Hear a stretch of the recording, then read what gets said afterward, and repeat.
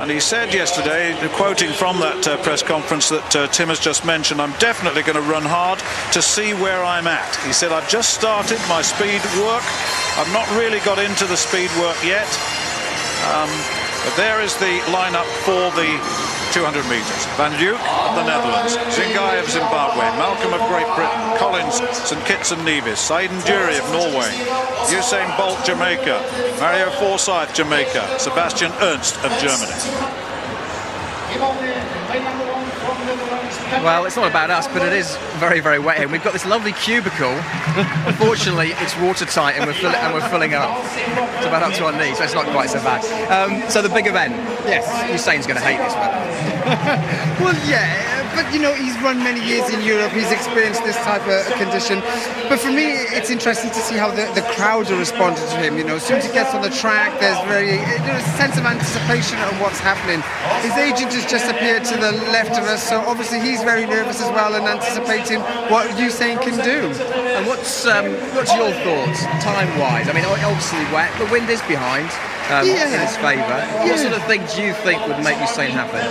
Would make him happy, it was probably 19.5, but that may not be realistic. Yeah, but being realistic, in these conditions today. I think anyway around the 22nd figure would be a really strong performance for him right now. It's cooled off a little bit. He's been here a long time. If you remember, he's just been loitering really because of his early appearance on the track. So, you know, he's got his waterproofs on and he's just getting himself ready to really give it a good go. He said he's going to come here and he's going to give it all, so we can expect the best that Usain Bolt can deliver in these conditions. And I think he's going to have no doubt what the crowd feel with him. He's just about to be introduced, I think, and I think this place is going to go pretty mad. Let's just hear it. He's got all the moves, that's for sure. You know, he's a real showman and he enjoys this. You know, this part of it, it's just part of the build-up. So you can imagine he thoroughly enjoys this. He knows the crowd are really into it. So you know what? When you're young, why not enjoy it yourself? Let's just hope his running matches. But do you think when he goes into a race like this, where he's very much focusing on performance rather than entertainment, he'd prefer not to have to do that because it's his trademark now and there's almost an expectation?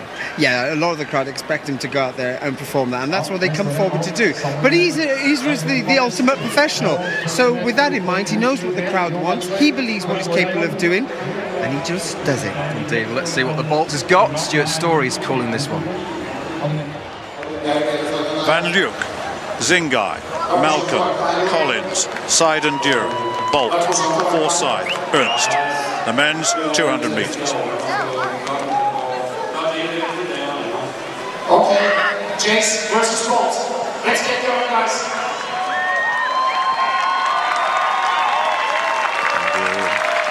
Lots of pressure. He's got the lane inside. The great man. He's coached now by John Smith.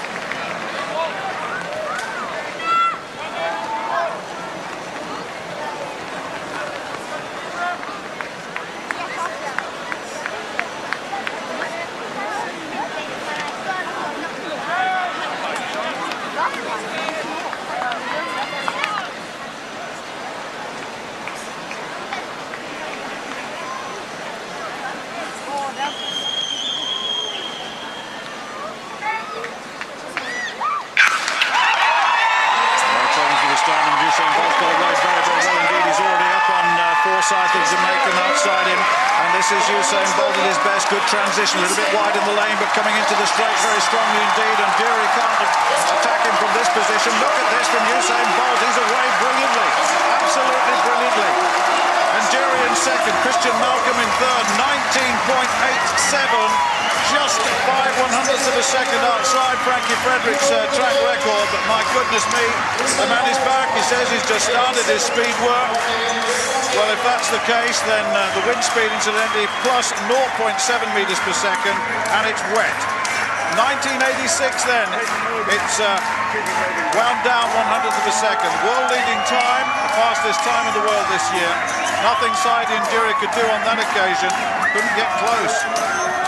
The big man ran wide in his lane, but his transition in terms of the rhythm, look at the advantage he's got at the end. Brilliant. And was it on the near side Forsyth that got third over Christian Malcolm? We'll check on that in a moment. I think it was, yes indeed. Well, Stuart didn't disappoint, did he?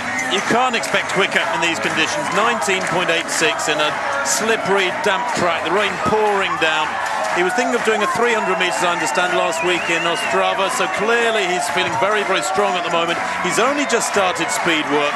People are criticising him, people have been questioning him, saying, you're not running as fast as you should be running. Well, I think he's doing fine. He's run a couple of 991s, he's won, he's unbeaten. He's just run 1986 in awful conditions. I mean, what are these conditions worth? Say a couple of tenths of a second. If he'd run 1966, we'd all be going, oh yeah, he's fine, he's going well. And he would have done it if it'd been a warm, sunny evening and a slightly stronger tailwind. Perhaps he'd have gone even faster than 1966. So I think 1986 in these conditions, he runs a solid bend, but he's not a million miles away there, you know, ahead of the man just inside him, beside Induri. Induri ran a great bend, but it's here down the home straight when he really starts pumping hard and striding out that the gap triples probably compared with what it was coming off the bend. He wins by 8 or 9 metres there from Induri, 1986 to 2043. Once again, it's a massive margin in a sprint event, so there is nothing wrong with Usain Bolt, and woe betide anybody who thinks the